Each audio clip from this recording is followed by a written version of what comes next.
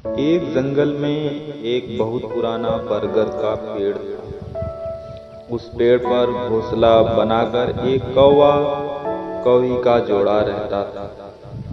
उसी पेड़ के खोखले तने में कहीं से आकर एक दुष्ट सर्प रहने लगा। हर वर्ष मौसम आने पर कौवी घोंसले में अंडे देती और दुष्ट सर्प मौका पाकर उनके घोंसले में जाकर अंडे को खा जाता। एक बार जब कौवा कौवी जल्द भोजन खाकर शीघ्र ही लौट आए तो उन्होंने उस दुष्ट सर्प को अपने घोंसले में रखे अंडों पर झपटते देखा। अंडे खाकर सर्प चला गया।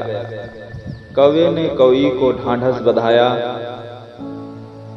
प्रिय हिम्मत रखो, अब हमें शत्रु का पता चल गया है, कुछ उपाय भी सोच लेंगे। कौवे ने काफी सोचा विचारा और पहले वाले घोंसले को छोड़कर उससे काफी ऊपर टहनी पर घोंसला बनाया और कौवी से कहा, यहाँ हमारे अंडे सुरक्षित रहेंगे। हमारा घोंसला पेड़ की चोटी के किनारे निकट है और ऊपर आसमान में चील मंडराती रहती है। चील सांप का बैरी है। दुष्ट सर्प यहाँ तक आने का साहस नहीं कर पाएगा। कौवे की बात मानकर कौवी ने नए घोंसले में अंडे दिए, जिसमें अंडे सुरक्षित रहे और उनमें से बच्चे भी निकल आए। उधर सर्प उनका घोंसला खाली देखकर यह समझा कि उसके डर से कौवा कौवी शायद वहां से चले गए हैं, पर दुष्ट सर्प टोह लेता रहता था। उसने देखा कि कौवा कौवी उसी पेड़ से उड़ते हैं और लौटते भी वहीं हैं। उसे यह समझते देर नहीं लगी कि उन्होंने नया घोंसला उसी पेड़ पर ऊपर बना रखा है। एक दिन सर्प खोह से निकला और उसने कौवे का नया घोंसला खोज लिया। घोंसले में कौवा दंपत के 3 नवजात शिशु थे। दुष्ट सर्प उन्हें एक एक करके घपाघप निगल गया और अपने कोह में लौटकर डकारे लेने लगा। कौवा कौवी लौटे तो घोंसला खाली पाकर सन्न रह गए।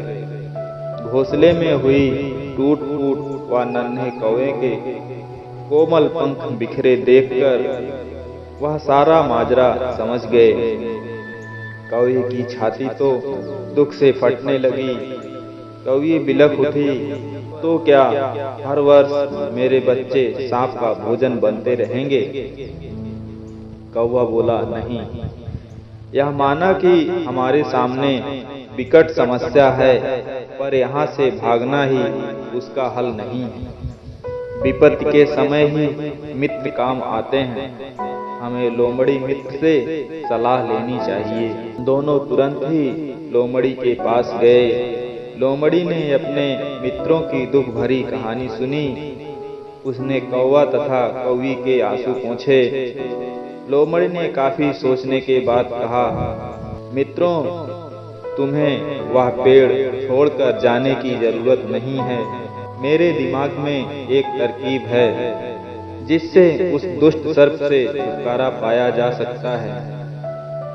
लोमड़ी ने अपने चतुर दिमाग में आई तरकीब बताई। लोमड़ी की तरकीब सुनकर कौवा कौवी खुशी से उछल पड़े। उन्होंने लोमड़ी को धन्यवाद दिया और अपने घर लौट आए। अगले ही दिन योजना अमल में लानी थी। उसी वन में बहुत बड़ा सरोवर था। उसमें कमल और नरगिस के फूल खिले रहते थे।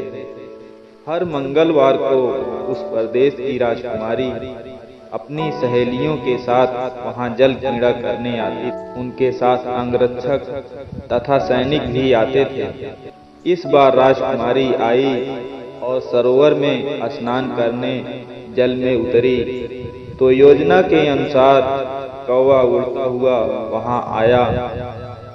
उसने सरोवर तट पर राजकुमारी तथा उनकी सहेलियों द्वारा उतार कर रखे गए कपड़ों व आभूषणों पर नजर डाली। कपड़े के ऊपर राजकुमारी का प्रिय हीरे व मोतियों का विलक्षण हार रखा था।